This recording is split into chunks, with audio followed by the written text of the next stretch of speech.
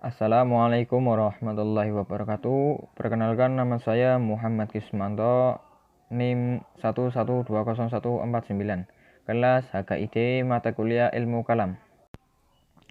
Di sini saya akan menjelaskan mengenai riwayat hidup dan pemikiran Ibnu Hambal dan Ibnu Taimiyah.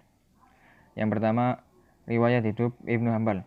Ia dilahirkan pada tahun 164 Hijriah atau 780 Masehi dan meninggal pada tahun 241 Hijriah atau 855 Masehi. Ia sering dipanggil Abu Abdillah karena salah satu anaknya bernama Abdillah, tapi ia lebih dikenal dengan Imam Hambali karena merupakan pendiri mazhab Hambali. Ibunya bernama Saifah binti Maimunah binti Abdul Malik bin Sawadah bin Hindur Asy-Syaibani, bangsawan Bani Amir.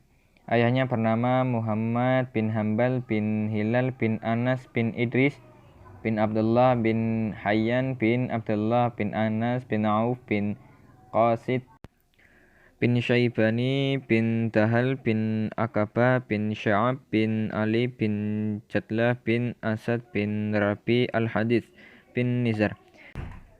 Di dalam keluarga Nizar, Imam Ahmad bertemu keluarga nenek moyang Nabi Muhammad SAW. Ilmu yang pertama beliau kuasai adalah Al-Quran, sehingga beliau hafal pada usia 15 tahun. Pada usia 16 tahun, beliau memperluas ilmu Al-Quran dan ilmu agama lainnya pada ulama-ulama Baghdad, lalu mengunjungi ulama-ulama terkenal di Kufah, Basrah, Yaman, Mekah, dan Madinah. Ibnu Hambal dikenal sebagai seorang yang zahid, teguh dalam pendirian, warak, serta dermawan. 2. Pemikiran Ibnu Hambal. 1. Tentang ayat-ayat mutasybihat. Dalam memahami ayat Al-Quran, Ibnu Hambal lebih suka menerapkan pendekatan lafzi atau tekstual daripada pendekatan takwil. Dengan demikian, ayat Al-Quran yang mutasybihat diartikan sebagaimana adanya. Hanya saja penjelasan tentang tata cara kaifat dari ayat tersebut diserahkan kepada Allah Subhanahu wa Ta'ala. 2. Tentang status Al-Quran. Salah satu persoalan teologis yang dihadapi Ibnu Hambal yang kemudian membuatnya dipenjara beberapa kali adalah tentang status Al-Quran.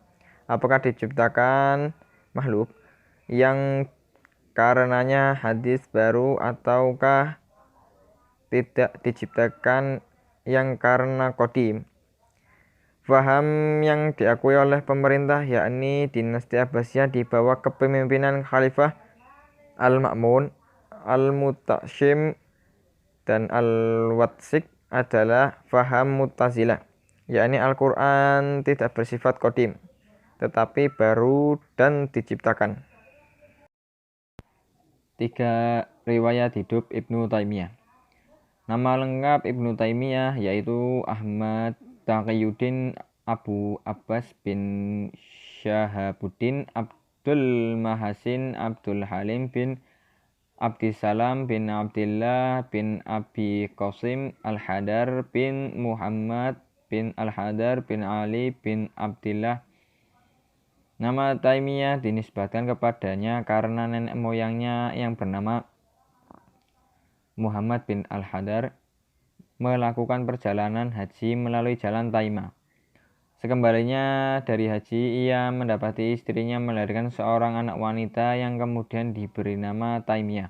Sejak saat itu keturunannya dinamai Ibnu Taimiyah sebagai peringatan perjalanan haji moyangnya itu. Ibnu Taimiyah dilahirkan di Haran pada hari Senin tanggal Rabiul Awal tahun 661 Hijriah dan meninggal di penjara pada malam Senin tanggal 20 Zulqa'dah tahun 729 Hijriah. Ibnu Taimiyah merupakan tokoh salaf yang ekstrim karena kurang memberikan ruang gerak pada akal. Ia adalah murid yang muttaqi, warak, dan zuhud serta seorang panglima dan penentang bangsa Tartar yang pemberani.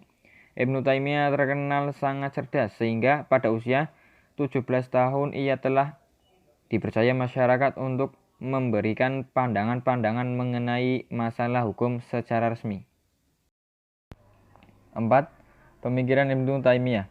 Pemikiran Ibnu Taimiyah seperti dikatakan Ibrahim Masukur adalah sebagai berikut. 1. Sangat berpegang teguh pada nas, Al-Quran dan hadis. Nomor 2. Tidak memberikan ruang gerak kepada akal. Nomor 3. Berpendapat bahwa Al-Quran mengandung semua ilmu agama. Yang keempat, di dalam Islam yang diteladani hanya 3 generasi saja, yaitu sahabat, tabi'in, dan tabi'in. Yang kelima, Allah memiliki sifat yang tidak bertentangan dengan tauhid dan tetap mentanzikannya. Sekian dan terima kasih. Apabila ada kekurangan dan kesalahan, mohon maaf yang sebesar-besarnya. Wassalamualaikum warahmatullahi wabarakatuh.